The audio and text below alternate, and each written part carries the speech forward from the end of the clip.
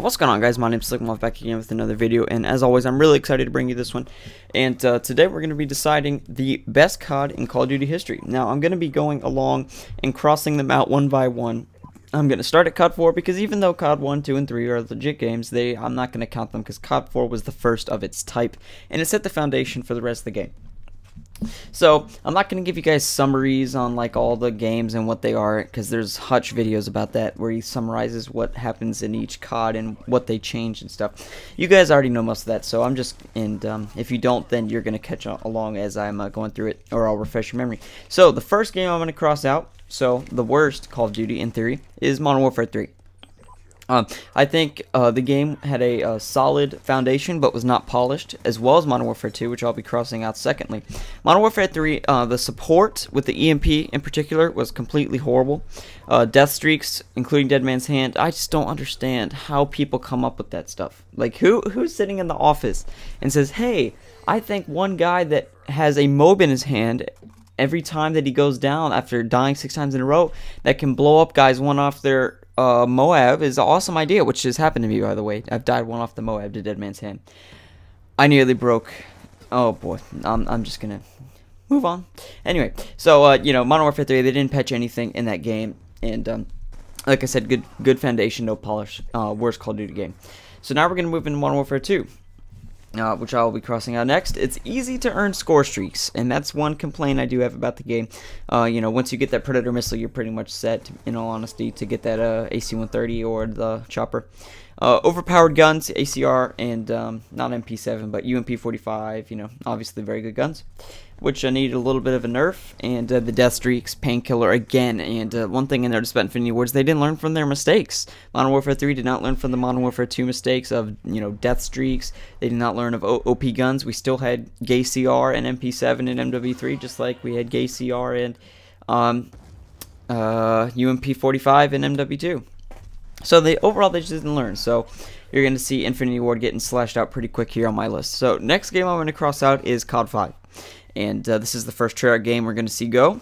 A copy of Call of Duty 4, in my opinion. If you think about it, it's just a remake. You know, you could easily sell it as just a mod. You know how, I mean, it's just like Call of Duty 4 in World War II times. You know, the guns are pretty much the same, just reskinned, and a couple new maps. But besides that, we got the same score streaks except for dogs instead of chopper. So, yeah, overall, not much difference between those two games. So I'm going to cross COD 5 out first for its unoriginality in a whole.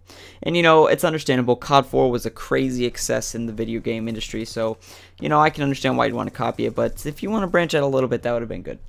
Black Ops 2. Or, no, not Black Ops 2, sorry.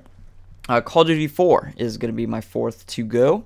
It's a good foundation, again, for the whole series. Just like all the Infinity Ward games. The base, the system that it's working on is very good, but it simply just doesn't compare to the modern games.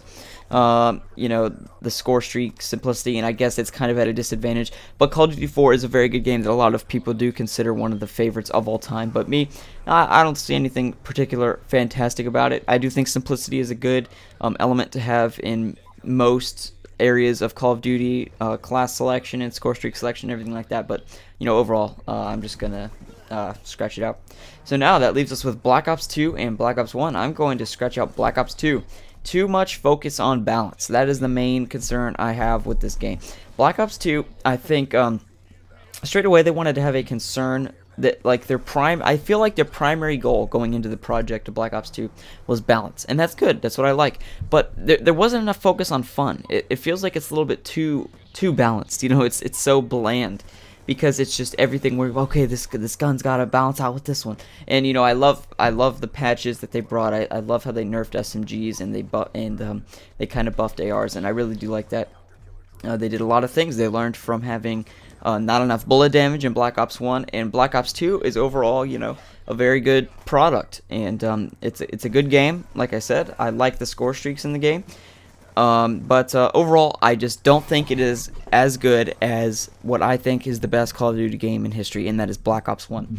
I think this struck a a real hit with me with the balance between simplicity and complication, which I think Black Ops 2 is a little bit overcomplicated with the Pick 10, which I think is a brilliant idea.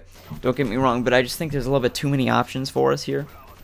You know, Black Ops 1, obviously, a great game with a lot of flaws. Again, there's not a single flawless Call of Duty game here. Besides, Black Ops 2 is more flawless than Black Ops 1, but I still pick Black Ops 1 over it. The FAMAS, obviously a little bit overpowered, but after the patch, I really don't see a problem with it. I don't know what people complain about. I get on the game now, I think AUG and M16 definitely post up with the FAMAS.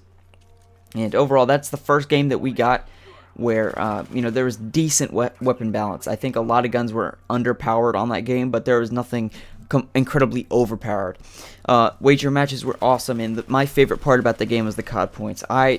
Still to this day, I love just making accounts and getting to level 50. I just think the COD point system is freaking awesome. All you got to unlock is guns. Everything else is there for you. Got perks, attachments, everything. I just love it. You know, you spend your points. I wish they did in Black Ops 2, and I also wish that you didn't have as many COD points. You had more tough choices on what to buy, because I felt like by the time you were level 30, you already had everything unlocked, and you had like so much money you didn't know what to do with it, so you just bought stuff. The maps were good. There was a good variety of guns. The contracts, another really cool thing. Overall, just an awesome game. So what I really wanted out this video is for you guys to comment below on what you think, if you agree, disagree with me, whatever.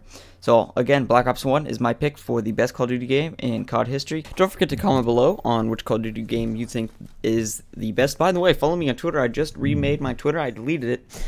So go follow me on Twitter. I got 4 followers. Woo! Be follower number 5, twitter.com/Slcmof. My name is, of course, Slcmof, and we'll see you later.